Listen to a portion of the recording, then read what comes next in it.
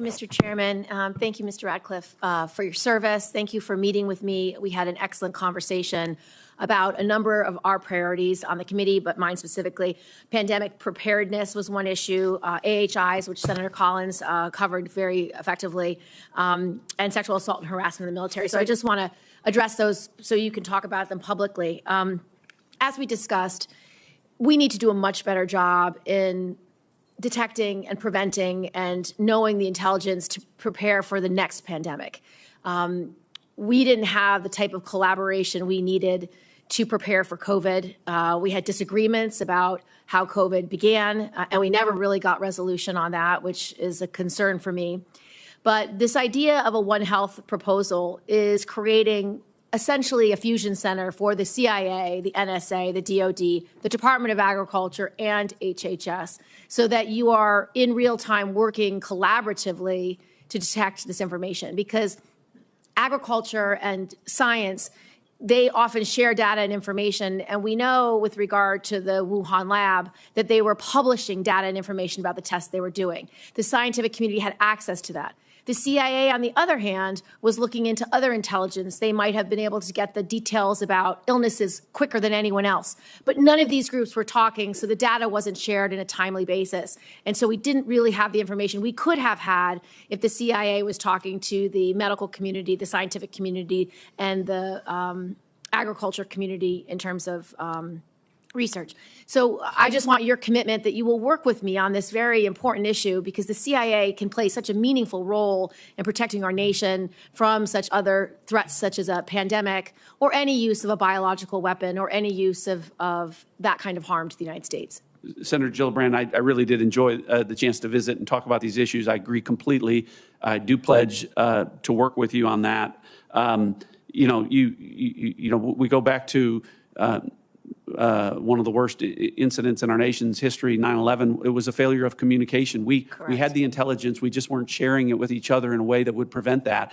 And you brought up COVID and is the more recent example where maybe as many as 25 million people die worldwide and at least 1 million Americans as a result of that. And one of the things when I came in as DNI, to your point, was I was surprised at the lack of coordination between, for instance, the intelligence community and health agencies like the CDC and the NIH, and the ability to, the channels were not open to share information like you're talking about. So many of these things can be, if not prevented, mitigated quickly if we're communicating and sharing intelligence better. So I completely agree with the sentiment that you've expressed, and look forward to working with you to make sure that we're doing those things if I'm confirmed as CIA director. Thank you. And I just want to associate myself with the comments of Senator Collins with regard to AHIs. I think it is essential, as I mentioned in our hearing, that you collaborate with the Department of Defense, with their intelligence agencies, to understand what the nature of these effects are, what causes them, and what type of adversaries could be using technology in a way to actually harm our service members. So I just really appreciate that you will commit to delving deep into this issue and really try to limit the siloing of information between CIA and DOD on this very topic. I will. I look forward to it. You know, CIA is the premier intelligence agency in the world, and I'm not saying that it should always be able to make an assessment about cause, but over time, that's typically something that we should expect and in some cases demand. And, you know, for instance, COVID, you brought up that's one issue, but AHI is another one. I'm curious and look forward to reading the classified version of the AHI in terms of the assessments that were made or the inability to make an assessment on causation. And if I'm not satisfied, we'll continue to look at that. And my last question, obviously, the scourge of sexual assault is problematic in every area of society. We want to make sure that the CIA is a safe place to work and that people who are being harassed or assaulted can come forward and demand justice. I just ask your commitment that you'll work with this committee to make sure all of our members of this community can work in a safe environment. I will, Senator. I appreciate your leadership on this issue. I know it's been something you've highlighted, and as we talked about in our meeting, over the course of my career, I'm grateful for what my record reflects in leadership positions I've had and organizations I've had in terms of not tolerating sexual assault and sexual abuse. When I was U.S. Attorney, when I was DNI, when I was in Congress, all of those. And so I make that pledge to you gratefully. Today's Senate hearing featured an important conversation between Senator Kirsten Gillibrand and CIA Director Nominee John Ratcliffe. The discussion focused on lessons learned from both 9/11 and COVID-19, as well as the potential cost of gaps in communication between U.S. intelligence agencies, health organizations, and scientific bodies in detecting threats. Senator Gillibrand pressed for a One Health proposal, a centralized hub where the CIA, NSA, Department of Defense, Agriculture Department, and Health and Human Services can share information in real time.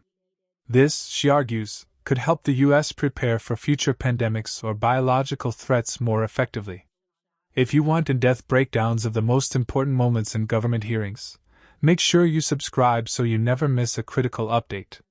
Ratcliffe agreed with Gillibrand's concern, saying that when he became Director of National Intelligence, he was surprised by the lack of coordination between intelligence agencies and public health entities like the CDC and NIH. He likened the COVID-19 communication failures to the intelligence lapses before September 11th. The information existed, but was not shared. His message was clear: sharing intelligence faster could prevent, or at least reduce the damage from global health threats. If you value straightforward reporting on what leaders are committing to, hit subscribe. We bring you the facts without the noise. The conversation also touched on AHIs, mysterious health incidents affecting U.S. personnel abroad, sometimes referred to in public discussions as Havana Syndrome. Gillibrand emphasized the need for the CIA and Department of Defense to work together to figure out possible causes, including whether adversaries may be using technology to harm service members.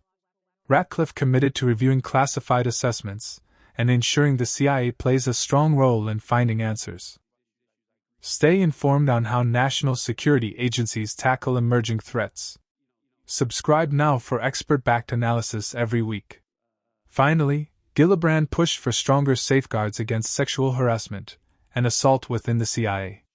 She stressed the importance of a safe workplace where victims can report misconduct without fear. Ratcliffe pledged to uphold zero-tolerance policies, pointing to his track record as a U.S. Attorney, Member of Congress, and Director of National Intelligence. For more coverage on how leaders address workplace safety and accountability in government, make sure you are subscribed. We cover these topics with clarity and depth.